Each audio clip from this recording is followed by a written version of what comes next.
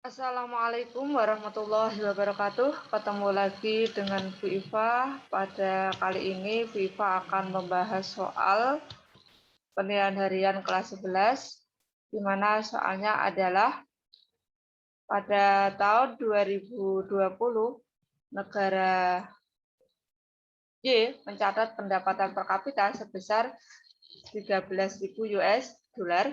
Indeks Gini negara tersebut mencapai 0,74. Kesimpulan yang tepat sesuai dengan informasi tersebut adalah yang A, ketimpangan pendapatan tinggi dan pendapatan per kapita tinggi karena pendapatan nasional disumbang sebagian kecil masyarakat berpendapatan tinggi. Yang B, ketimpangan pendapatan rendah dan pendapatan per kapita tinggi sehingga terjadi keseimbangan antara masyarakat berpendapatan tinggi dan rendah. Yang ketiga, ketimpangan pendapatan rendah dan pendapatan per kapita rendah karena pendapatan nasional disumbang sebagian besar masyarakat berpendapatan rendah.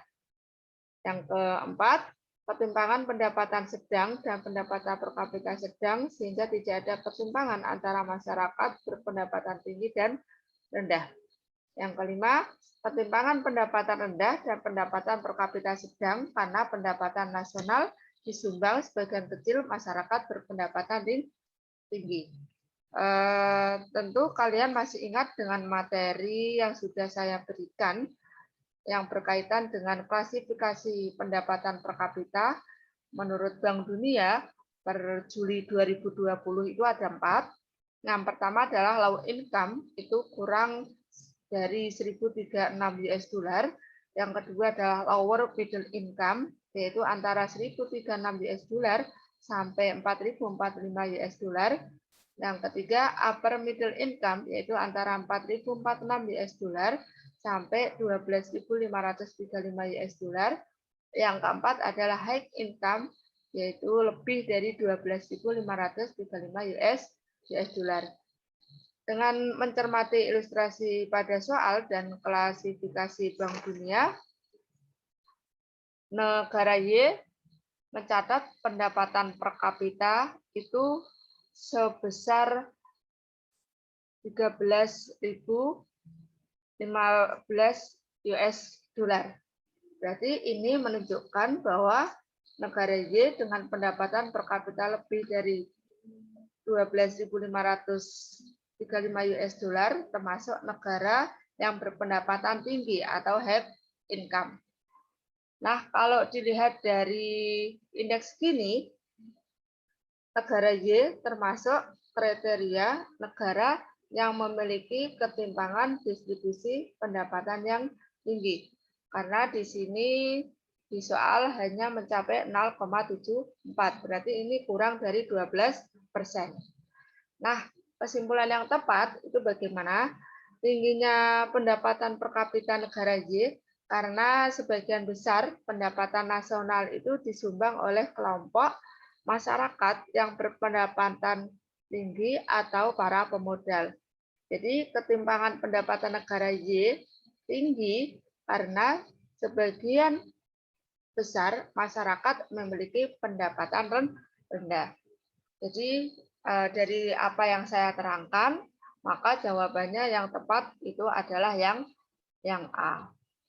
Di mana ketimpangan pendapatan tinggi dan pendapatan per kapita tinggi karena pendapatan nasional disumbang sebagian kecil masyarakat berpendapatan tinggi. Sekarang kita lanjut soal yang kedua.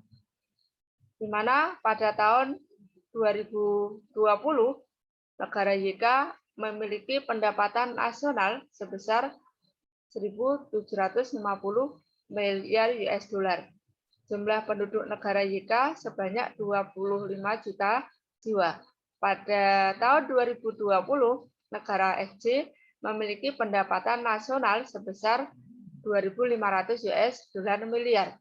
Jumlah penduduk negara SC sebanyak 125 juta jiwa. Jika selama tahun 2020 kondisi perekonomian kedua negara tersebut cenderung stabil. Interpretasi yang tepat adalah di situ ada 5 pilihan ganda, di mana A, kesejahteraan penduduk negara SC itu lebih tinggi daripada negara YK karena didukung dengan jumlah penduduk yang besar. Yang B, tingkat kemakmuran penduduk negara YK lebih rendah dibandingkan tingkat kesejahteraan penduduk negara SC. Yang C, negara YK dan negara SC memiliki pendapatan nasional yang seimbang sehingga tingkat kesejahteraan penduduk sama. D, jumlah penduduk besar menyebabkan pendapatan per kapita negara SC lebih rendah daripada pendapatan per kapita negara YK. Yang E, jumlah penduduk sedikit menyebabkan pendapatan per kapita negara YK lebih rendah daripada pendapatan per kapita negara SC. Dari soal tersebut akan saya jelaskan di mana pendapatan per kapita itu dipengaruhi oleh faktor pendapatan nasional pada tahun tertentu, baik berupa PDB atau PNB, dan jumlah penduduk pada tahun tersebut. Sekarang kita lihat data pada negara YK, di mana negara YK itu memiliki